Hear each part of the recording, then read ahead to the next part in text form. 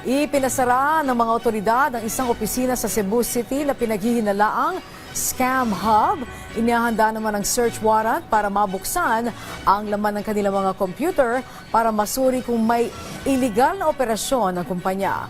Ang sentro ng balita mula kay Jessie Atienza ng PTV Cebu.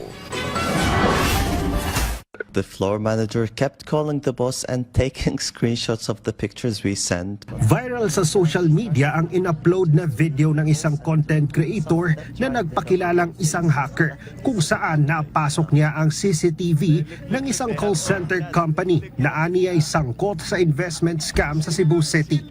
Same location, no? Okay na?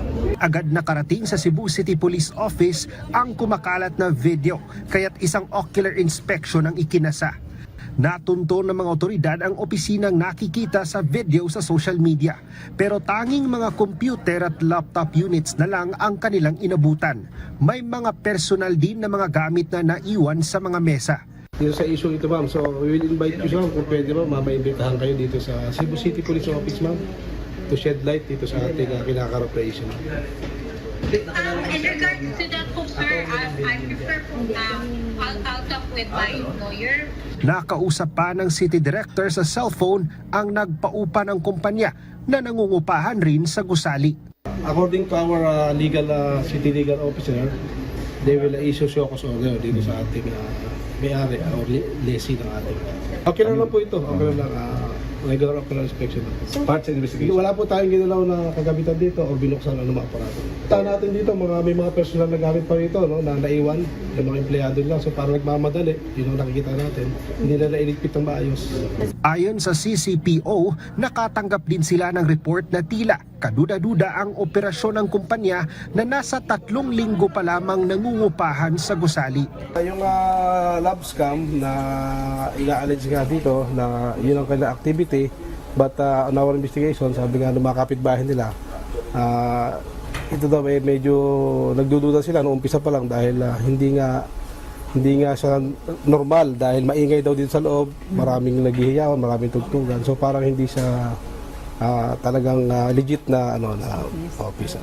Inaasikaso na ng PNP ang isang search warrant para mabuksan ang laman ng mga computer at laptop units sa naturang opisina. Nananawagan naman ang PRO7 sa mga empleyadong nakita mga mukha sa CCTV footage na in-upload ng hacker na content creator. So hahanapin natin lahat ng mga empleyado na naririto. Actually, meron na tayong hawak na listahan.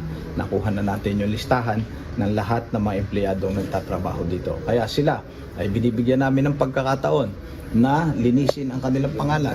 Kung sila ay walang kinalaman, magtungo sila sa tanggapan ng Cebu City Police Office at doon ay paliwanag nila yung kanilang side. Ngayon, kung sila ay patuloy na magtatago at hindi makikipag-cooperate sa law enforcement agency, sa Philippine National Police, ay kilala naman namin sila kasi may mga profile yung mga empleyado. Ipinasara na ng mga otoridad ang opisina habang inaasikaso ang search warrant.